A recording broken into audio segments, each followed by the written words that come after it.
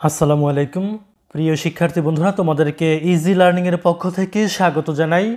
আজকের ভিডিওতে তোমাদের নতুন ইংরেজি বইয়ের ৬৪ পৃষ্ঠার সমাধান করে দিচ্ছি। এখানে তোমাদেরকে বলছে যে ৪ থেকে ৬ জনের দল গঠন করো, দলের একটি সুন্দর নাম দাও, তারপর কোহেসিভ ডিভাইস খুঁজে বের করার সম্ভাব্য সব কৌশল অবলম্বন করো, তোমার চারপাশের লোকজনের কোহেসিভ ডিভাইস ব্যবহার ও লক্ষ্য করো।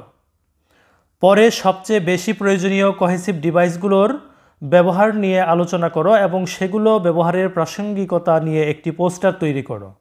তো এইখানে লক্ষ্য করো যে একটা পোস্টার তৈরি করতে বলছে। তোমাদের কোহেসিভ ডিভাইস যেগুলো সবথেকে বেশি প্রয়োজনীয়, আচ্ছা, কোহেসিভ ডিভাইস হচ্ছে তোমরা বিভিন্ন প্যারাগ্রাফ লেখো, রচনা লেখো, এগুলোর মধ্যে একটা সামঞ্জস্য তৈরির জন্যে, একটা বাক্যের সাথে আরেকটা বাক্যের সঙ্গতি আনার জন্যে, একটা প্যারার সাথে আরেকটা প্যারার সামঞ্জস্য তৈরি করার জন্যে, একটা মিলবন্ধন তৈরি করার জন্যে যে ডিভাইসগুলো দরকার হয় সেগুলোই হচ্ছে কোহেসিভ ডিভাইস। তো এই কোহেসিভ ডিভাইসগুলো নিয়ে একটা পোস্টার তৈরি করতে হবে। আজকের এই ভিডিওতে আমরা সেটা করব। চলো শুরু করা যাক।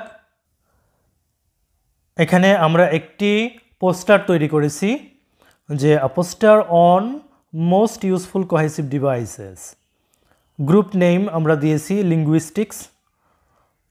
তারপরে এইখানে আমরা টাইটেলটি দিয়েছি যে cohesive device in text, types of cohesive device, মানে কোহেসিভ ডিভাইসের প্রকারগুলো আমরা দিয়েছি এখানে প্রোনাউন্স,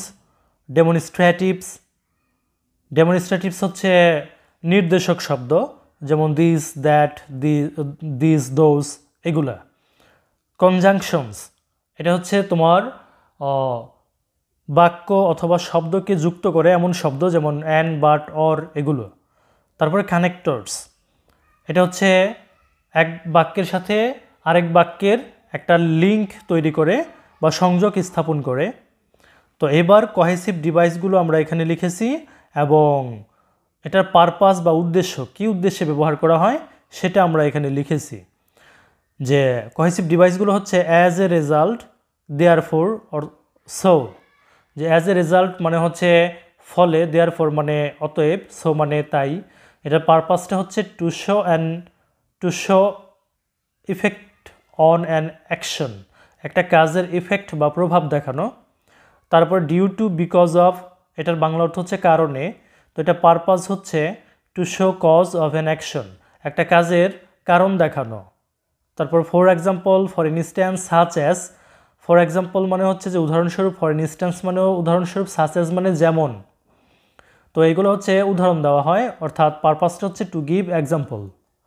তারপর মোর ওভার মানে তাছাড়া, ফার্দার মোর মানে অধিকন্তু, অলসো মানে হচ্ছে ও, ইন অ্যাডিশন মানে হচ্ছে আরও, অ্যাজ ওয়েল অ্যাজ মানে হচ্ছে এবং অথবা ও। তো এগুলার উদ্দেশ্য হচ্ছে to add another piece of information, যে আরও তথ্য যোগ করা। এরপরে দেখো সিমিলারলি, লাইকওয়াইজ।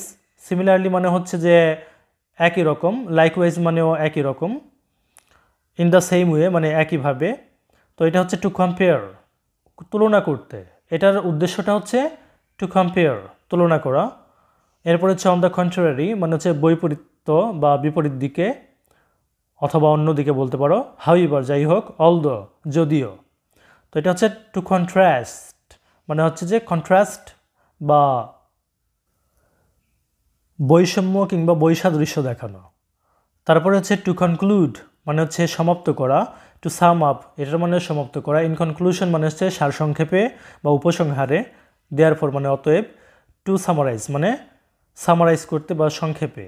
তো এইটা হচ্ছে টু কনক্লুড, উদ্দেশ্যটা হচ্ছে বা পারপাসটা হচ্ছে টু কনক্লুড। তো প্রিয় শিক্ষার্থী বন্ধুরা, এই ছিল আমাদের ৬৪ পেজের একটি নমুনা পোস্টার। যদি ভিডিওটি ভালো লাগে শেয়ার করে দিও। ধন্যবাদ সবাইকে সাথে থাকার জন্য।